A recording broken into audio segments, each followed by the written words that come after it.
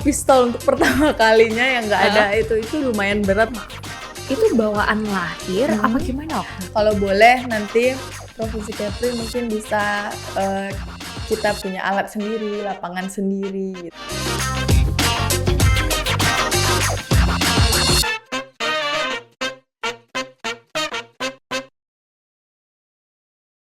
Hai, selamat datang di UCAS bareng aku Yoli, dan hari ini untuk menemani weekend teman-teman semuanya di UCAS aku udah kedatangan seorang mahasiswi cantik, berprestasi, atlet menembak, dan ada Okta. Halo Okta, apa kabar? Sehat, alhamdulillah Kak. Alhamdulillah sehat ya. Jadi gimana tadi perjalanan ke kantor, ke studio? Kita jauh nggak dari rumah? Lumayan, cuman lancar sih dari rumah ke sini. Lancar ya, dan juga kayaknya aku tuh sangat semangat melihat aura Okta yang semangat banget kayaknya pagi hari ini. Iya, karena ini podcast pertama Serius ini podcast pertama kamu. Wah, luar biasa sekali. Okta, kamu ini kan sekarang mahasiswi ya, mahasiswi. Jadi memang sekarang kegiatannya lagi sibuk apa nih? Saat ini aku lagi semester 7, jadi aku ambil MSIB.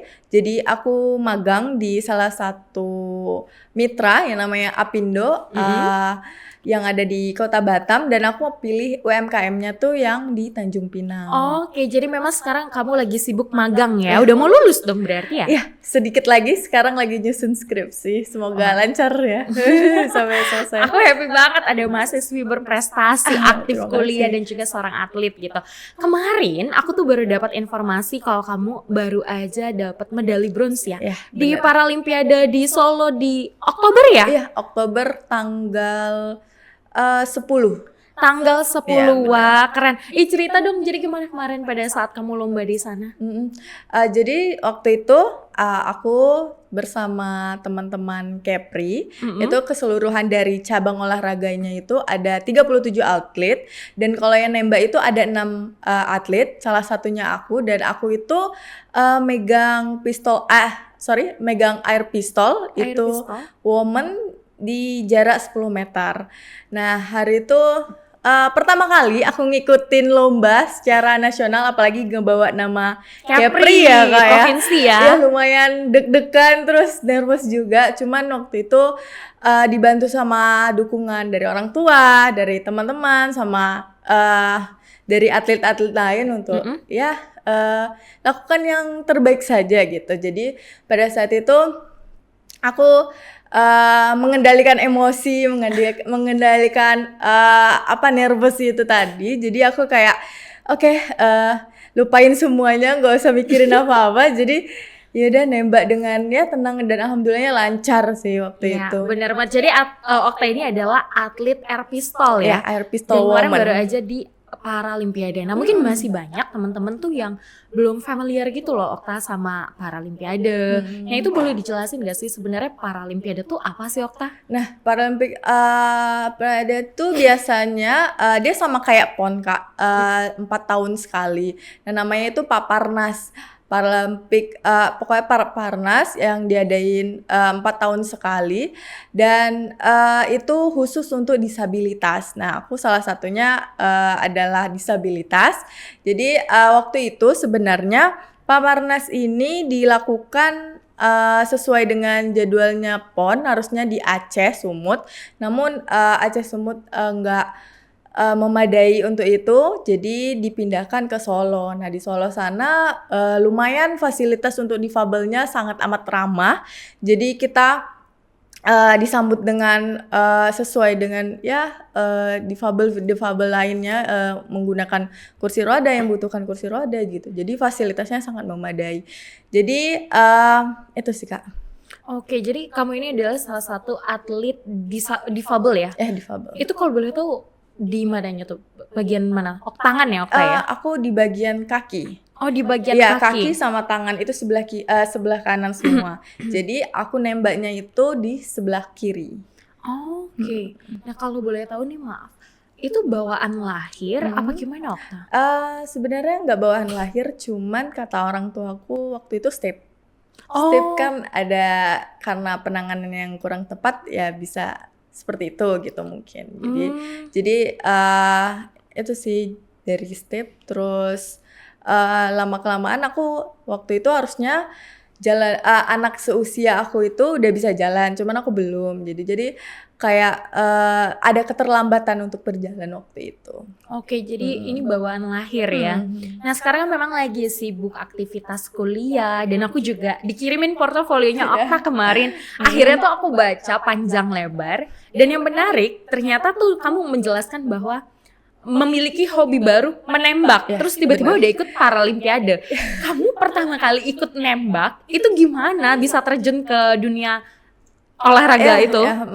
Jadi sebenarnya aku tuh dengan keadaan fisik aku seperti ini, jadi dari SD, SMP sampai SMA itu aku nggak ada minat untuk tertarik di cabang olahraga gitu, karena semua guru bilang kalau misalnya yaudah kamu nggak apa-apa, kamu di anak ratukan lah gitu istilahnya, kamu nggak apa-apa nggak usah ikut gitu, karena kan takut kenapa-napa, karena aku nggak bisa ngikutin kegiatan olahraga itu. Namun tiba-tiba tanpa sengaja waktu itu aku tuh pergi ke kantor lurah, terus ketemu sama Pak Jamal yang kakak bilang. Jadi Pak Jamal ini kerja di kantor lurah, jadi waktu itu dia ngeliat fisik aku, lah kamu disabilitas ya, kamu mau nggak ikut nembak gitu. Lah aku kaget kan, kenapa Pak, saya nggak ada minat sama sekali, maksudnya nggak ada ketertarikan saya. Itu di tahun ini tuh? Iya, di bulan Juli. Serius? Baru di bulan Juli kemarin? Ya, di bulan Juli. Terus nggak apa-apa gitu, kita latihan, tiba-tiba nembak gitu. Beneran? Tapi nggak tapi ya boleh sih Pak, aku bilang gitu kan, karena waktu itu aku lagi libur semester 6, jadi nggak terlalu ya lagi luang waktu banget, jadi ketemulah. Jadi besoknya langsung diajak sama Pak Jamal ke tempat lapangan di Ciku. Waktu itu ketemu sama Coach Alex Chandra. Di sana aku disuruh pegang nih gitu pistol untuk pertama kalinya yang nggak ada. Itu lumayan berat ya Kak ya. Jadi kayak itu pistol yang kayak gimana tuh bentuknya? Yang air pistol yang segini, yang bukan pistol kecil ya, cuman yang agak lumayan panjang itu. Karena udara ya air pistol itu. Jadi lumayan berat, untuk pertama kali aku pegang itu hampir 1 kiloan juga. Oh, wow, lumayan ya. Lumayan. Jadi aku yang nggak ada basic apa-apa, jadi disuruh pegang terus latihan untuk ngebidik namanya itu, untuk memposisikan antara depan sama belakang. Jadi coba dengan teknik yang udah dikasih, dengan basic yang ilmu yang dikasih sama coachnya, terus tiba-tiba hampir 1 jaman lebih aku ngangkat itu tanpa pakai peluru ya. Terus tiba-tiba disuruh lah nembak pakai peluru. Oh iya? Jadi beneran ini gitu kan. Itu di hari pertama? Iya bener. Jadi pas aku nembak ternyata angka yang aku dapet itu angka 9. Jadi orang-orang pada yang kayak, loh jarang loh ada orang pertama kali nembak tapi dia kenanya langsung 9 gitu. Biasanya kayak di luar dari lingkaran angka itu. Maksudnya gitu. Gimana tuh 9-nya tuh Okta? 9 kan kita ngebidik ya. Ngebidik itu kan posisikan pistol kita tuh di titik yang 10 gitu kan ada hitamnya itu biasanya. Oke, itu 10 yang hitam yang paling kecil ya? Oke. 10. Jadi aku kenanya di bagian 9. Jadi itu kan kalau misalnya secara ini dia perhitungannya secara angka gitu. Dimana peluru itu ditembak ya di situ berarti nilai kita gitu. Jadi 9 terus pada banyak bilang, Pak Jamal juga, wah keren gitu, coba aja gitu. Jadi kayak dari situ, oh ya udah besok latihan lagi ya gitu. Jadi hampir jadi dalam 1 minggu itu kita ada latihan 3 hari, di mana di hari Jumat, Sabtu Kamis, Jumat, Sabtu gitu. Jadi kita latihan tiap hari. Latihan itu nggak sampai 3 bulan full, karena ngejar target itu Oktober. Karena tadi aku bilang kalau misalnya coach kita itu coachnya PON juga, jadi sempat 1 bulan kita nggak latihan, jadi lumayan ngejar gitu kan, tapi ya udah kita ngelakuin terbaik aja waktu itu. Wow, jadi menuju Paralimpiade kemarin itu nggak 3 bulan full ya kamu latihan, karena 1 bulannya sempat nggak ada coach. Nah Okta, sebenarnya gini, kan kamu nih adalah seorang gadis, pergi ke kantor lurah, ketemu ibaratnya kayak bapak-bapak yang nggak kamu kenal, terus nawarin kamu mengikuti satu hal yang baru banget kan untuk kamu. Ya. Itu apa yang membuat keputusan pada akhirnya ya udah deh aku datang aja buat nyoba gitu. Karena aku gabut ya Kak, maksudnya lagi libur lagi libur semester gitu kan, nggak ada kegiatan. Terus aku juga ngomong sama ibuku kayak, ya udah daripada kamu nggak ada kegiatan, mending ya udah cari yang hal positif, toh juga positif gitu kan. Jadi ya udah gitu pergi gitu. Jadi semuanya tuh apa ya, prosesnya tuh sangat cepat Kak, untuk ya mungkin dicerna pun nggak bisa gitu, cuman ya itulah yang terjadi waktu itu gitu. Jadi hampir nggak sampai 3 bulanan kita latihan. Jadi kamu pun nggak expect kalau kamu mengikuti si tembak Nah, ini untuk iya. kamu ikut Paralimpiade. Benar, iya, karena aku pun juga udah bilang kalau misalnya iya pun aku tidak diikut sertakan, ya tidak masalah, karena aku juga sadar diri, karena aku baru nggak sampai 1 tahun atau maksimal 5 bulan aja nggak ada gitu. Jadi nggak apa-apa gitu. Ternyata aku dibawa gitu. Jadi itu sih yang kayak rezeki juga, terus dapat kesempatan yang luar biasa untuk ke sana gitu. Wow, luar biasa. Tapi kalau untuk yang tempat kamu latihan tembak, itu apa tuh nama lembaganya tuh, Okta? Kita dikasih sedia fasilitas sama marinir, dan kebetulan coachnya kita itu salah satu anggota marinir juga, Pak Alex Chandra. Jadi beliau yang jadi ada mungkin sebelumnya aku nggak tahu ya, karena aku baru juga ya. Jadi udah disediain tempat di lapangan Ciku itu untuk kita nembak. Tapi untuk teman-teman kamu yang sama-sama nembak itu disabilitas juga? Iya. Oh, sama Sama semuanya? disabilitas dan punya kekurangan masing-masing dan kelebihan masing-masing juga. Wow, pasti ya. dong kelebihan kalian tuh. Iya, adalah kekurangan kita. Iya, jadi tuh setiap orang pasti punya kelebihan dan juga kekurangan. Benar. Tergantung gimana kita menyikapi ya, Okta. Iya, benar. Nah, tapi kalau untuk rentang usia apakah sama semuanya atau gimana? Enggak, kebetulan enggak. Jadi tidak ada batasan usia ngikutin kegiatan ini. Jadi Pak Jamal juga waktu itu ya yang paling ibaratnya lebih tua daripada kita, jadi kita semuanya diikut sertakan sama aja gitu. Jadi ada yang lebih muda lagi, itu namanya Nurul, itu dia masih SMK, kelas 12, lagi magang juga dia di Batam. Oke, jadi ada 6 atlet ya kalau untuk menembak di seluruh Kepri apa gimana tuh jatuhnya tuh hitungannya? Iya, seluruh Kepri. Jadi tapi yang nembak itu ya di Tanjung Pinang adanya gitu. Jadi ya atas nama Kepri juga gitu. Nah, Okta, karena kamu juga dari sekolah ya, sekolah itu nggak pernah namanya diikut sertakan olahraga, terus tiba-tiba di satu hari kamu ikut jadi atlet nembak meskipun awalnya gabut gitu. Ini lucu banget nih, bisa ya gabut. Nah, pada akhirnya kamu ketika melakukan latihan gitu ngalamin kesulitan gak sih, Okta, sebenarnya? Sebenarnya ada sih Kak, karena itu tadi kita megang pistol itu ya lumayan berat ya, itu lumayan, ini hampir sakit Kak, karena lumayan megang itu ya berat, terus lama juga gitu. Jadi karena latihan kita nggak intens, jadi coach kita itu menyuruh saya dan atlet Pak Jamal juga yang megang air pistol untuk megang barbel gitu 1 kilo selama 30 detik gitu. Jadi itu sih yang menurut aku kendalanya gitu, karena berat di itu, dan fokus juga salah satu kunci dari nembak itu, karena kita harus fokus dengan bidik yang kita harus sesuai dengan sempurna gitu, sama trigger sih itu kalau kekencangan. Apa itu trigger? Trigger itu biasanya yang kita klik untuk menembak, itu yang ada yang di sininya untuk klik kita nembak, nah itu namanya trigger. Trigger itu juga nggak bisa sembarangan tekan juga, karena harus kita tanpa sadar kita harus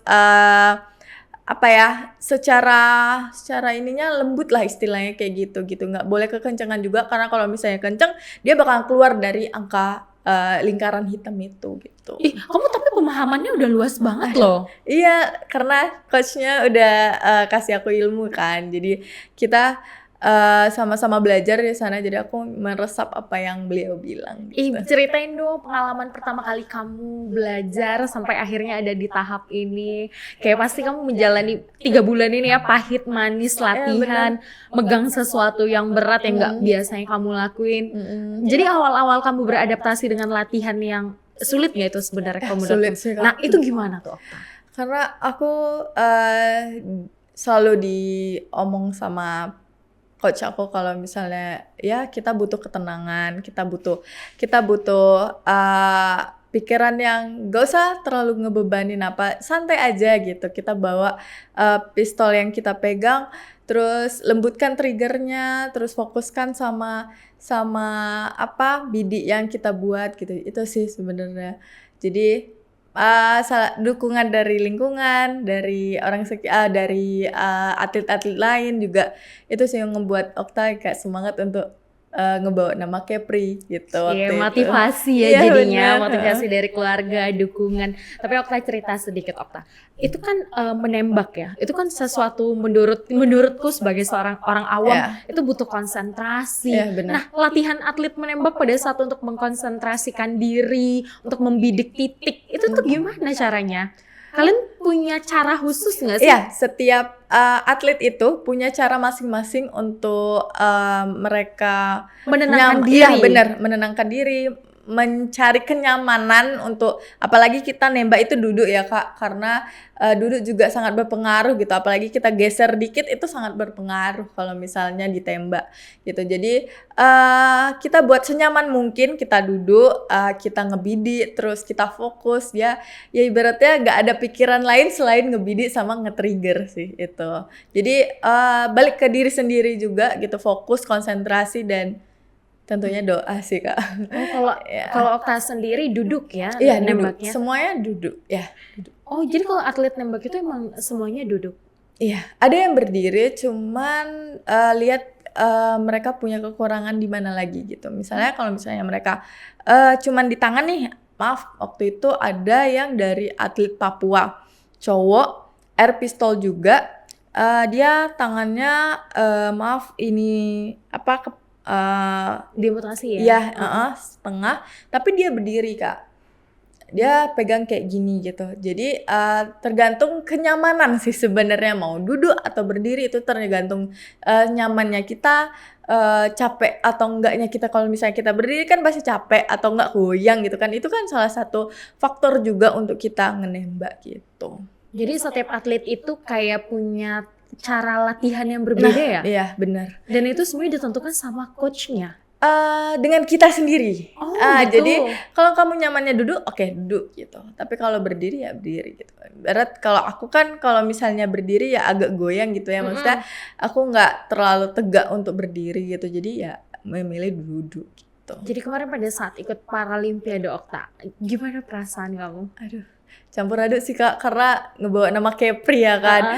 Walaupun ya sebenarnya nggak ada tuntutan untuk kamu harus juara atau nggak ada gitu. Cuman ya kamu ngelakuin yang terbaik aja di situ gitu. Cuman ya gitu lumayan ngebeban terus Lumayan iya beban. lumayan karena itu tadi kan saingannya juga lumayan gitu kan, dari Papua, dari Jawa Tengah, dari Kalimantan itu semuanya ada di situ. Seluruh Indonesia.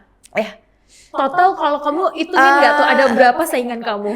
Karena di klasifikasi aku Iya. itu ada cuman 8 orang Kak, jadi nggak semua Indonesia, cuman yang ikutin perwakilannya aja gitu. Dari Papua ada waktu itu kalau nggak salah Okta, Papua, Kalimantan, Jawa Barat, Jawa Tengah, sama aku lupa Kepri juga gitu. Oh, ada Kepri juga, dan kamu akhirnya berhasil mendapatkan bronze. Iya. Keren banget. Ada momen-momen yang paling berkesan gitu gak sih? Ini lomba pertama kamu, terus kamu langsung menang Iya. gitu.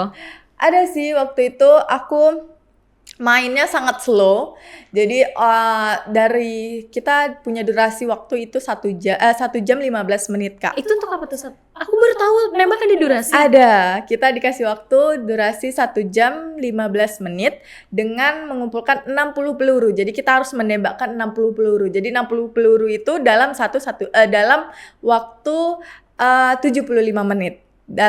Itu untuk yang klasifikasi pertama. Kalau yang final beda lagi.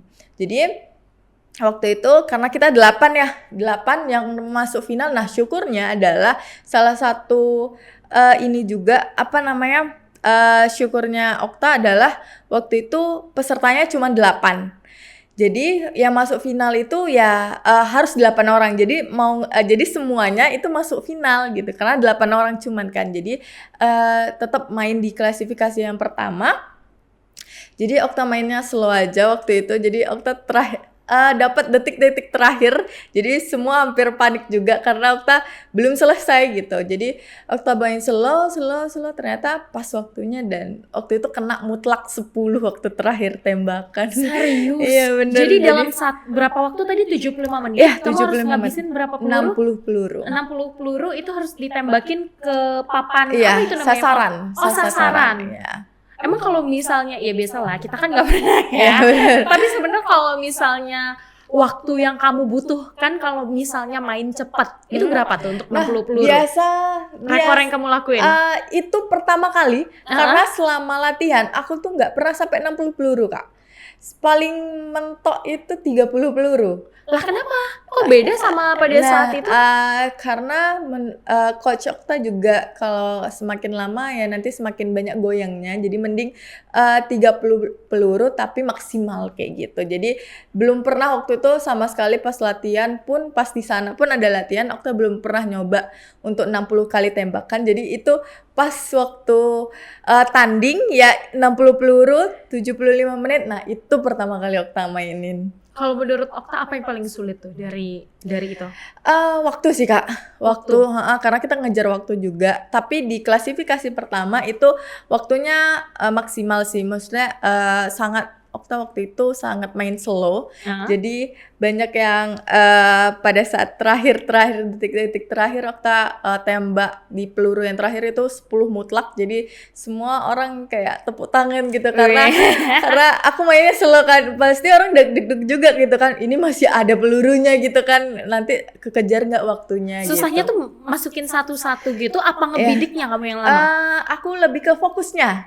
Aku lebih cari ketenangan dulu. Jadi sambil megang itu sambil aku cari tenangnya gimana gitu. Jadi nggak kepikiran apa. Jadi aku mikirnya cuman bidik dan trigger gitu. Jadi aku mainnya slow aja gitu. Jadi pas waktu 20 menit terakhir tinggal 19 peluru waktu itu coach aku udah bilang ke aku, Okta waktumu cuma 20 menit dan sisa pelurumu tuh 19, jadi manfaatin waktumu katanya gitu. Jadi aku karena nggak ada ngeliat waktu itu karena Nggak panik tuh Okta?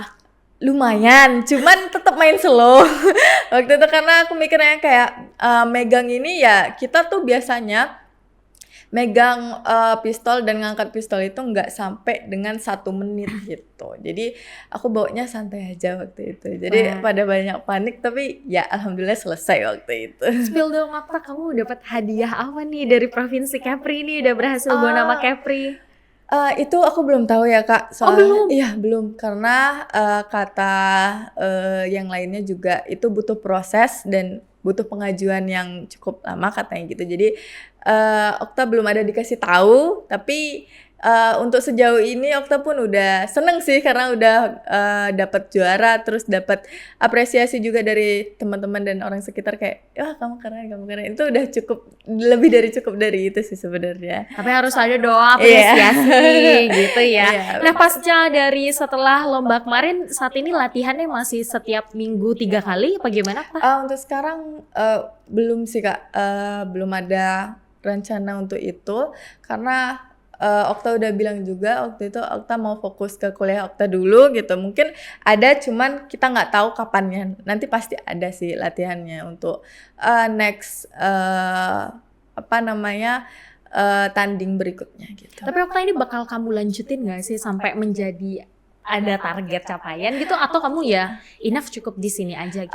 Pastinya enggak kan Kak, kita pasti pengen yang lebih dari itu gitu, pengen nguji kemampuan kita yang lebih. Ya kalau ada rezekinya untuk di sana ya Okta akan gapai sih itu, karena udah dapat udah dapat kesempatan juga, jadi ya kenapa harus setengah-setengah gitu, lanjutin aja sih. Oh jadi bakal dilanjutin. Nextnya lomba apa yang pengen kamu ikutin nih?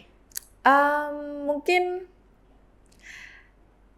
bisa ikut yang Paparnas ini juga gitu, atau nanti antar provinsi mungkin ada gitu. Cuman Okta belum ada gambaran seperti apa, cuman kalau misalnya ada perlombaan lagi Okta Tapi pasti bakal ikut. tetap kamu Iya, ikutin. karena Oke. untuk menguji mental juga kan. Uji Iya, mental. karena pasti gak gampang untuk berada di situ gitu. Jadi itu salah satu tahap yang mungkin seru, tapi ya itu pasti nguji adrenalin juga sih. Nah, Okta, kan sempat kamu sampaikan di awal kalau kamu tuh sebenarnya nggak nyangka bisa ada di tahap ini, berawal dari ketemu sama Pak Jamal yang coach kamu itu gitu kan.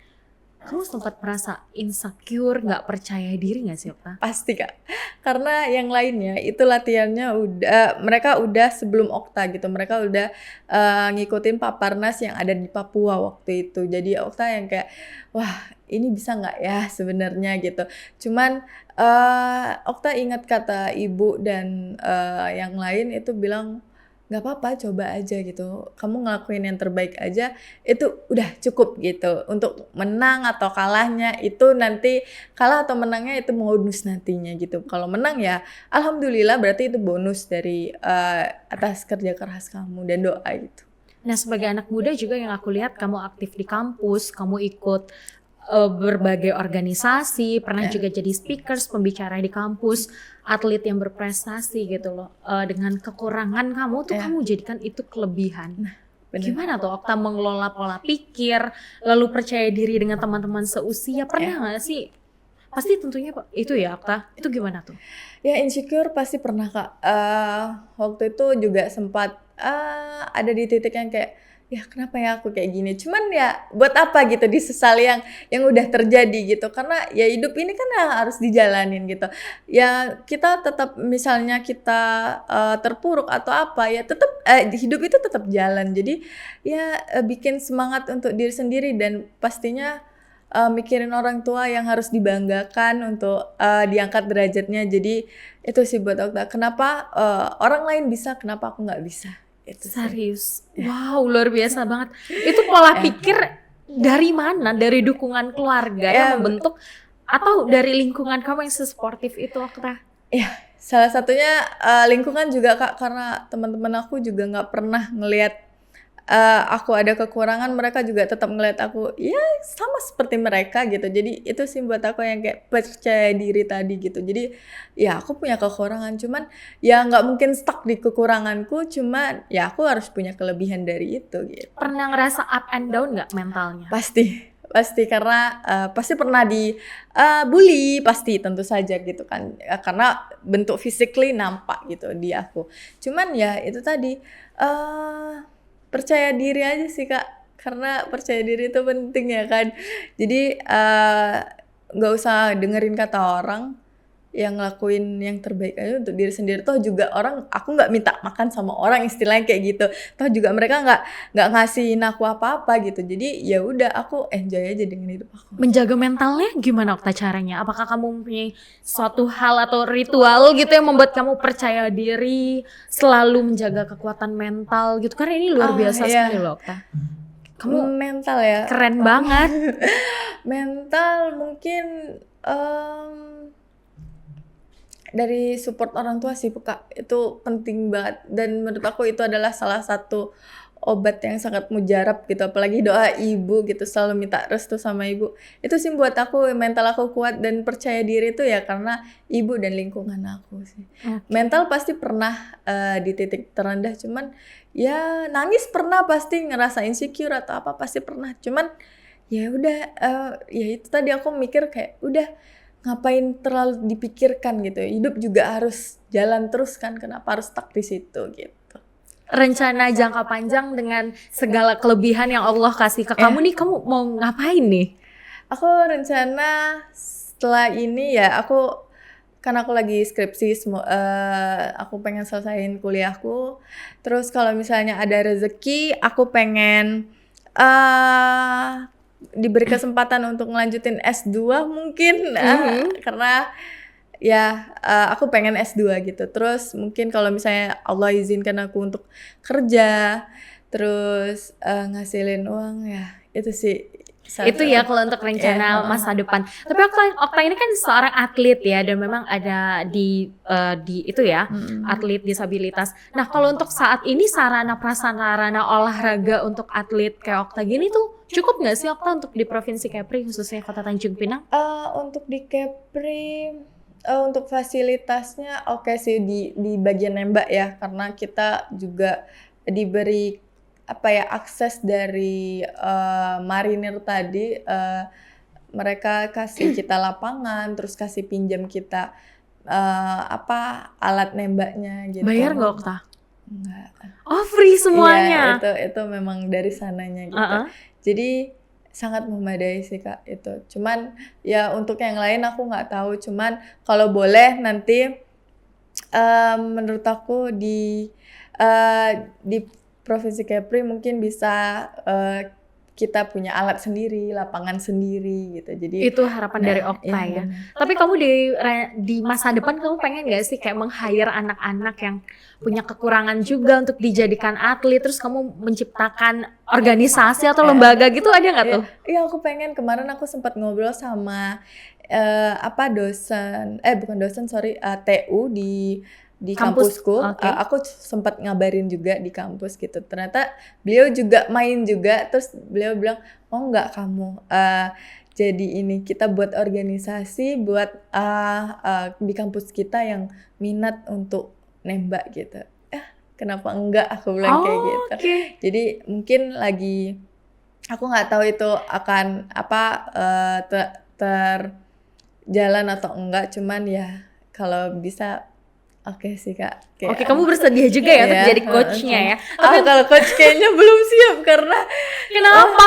Karena itu belum ranahku Kak, karena baru-baru banget. Iya, panjang ya perjalanan untuk sana. Tapi kamu tetap bakal melewati hal itu kan? Karena memang ada rencana jangka panjang juga kan, melanjutkan ini ya kan Okta ya? Melanjutkan ya pasti. Nah Okta, dengan kekurangan yang bisa kamu jadi kelebihan, motivasi dong untuk anak-anak muda biar tetap semangat, baik dari kuliah, lalu juga ikut menjadi seorang atlet.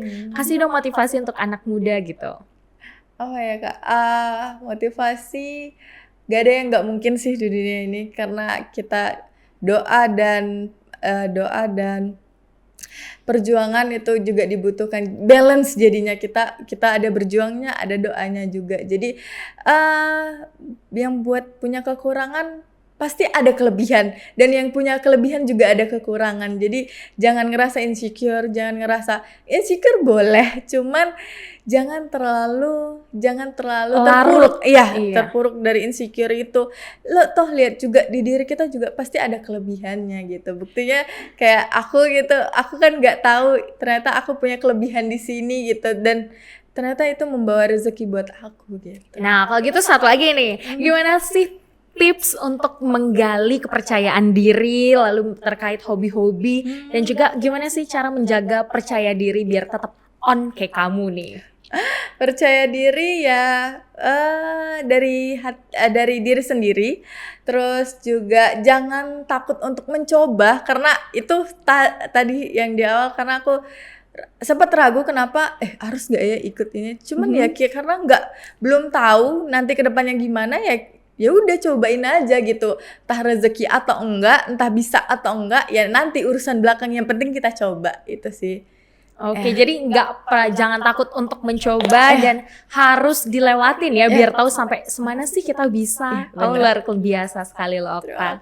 Makasih banyak, hari ini kamu juga udah bersedia hadir sharing-sharing sama kita, karena kamu tuh adalah salah satu anak muda yang sangat-sangat berprestasi loh di antara teman-teman yang lain. Terima kasih banyak Okta, sukses selalu. Amin, terima kasih Kak.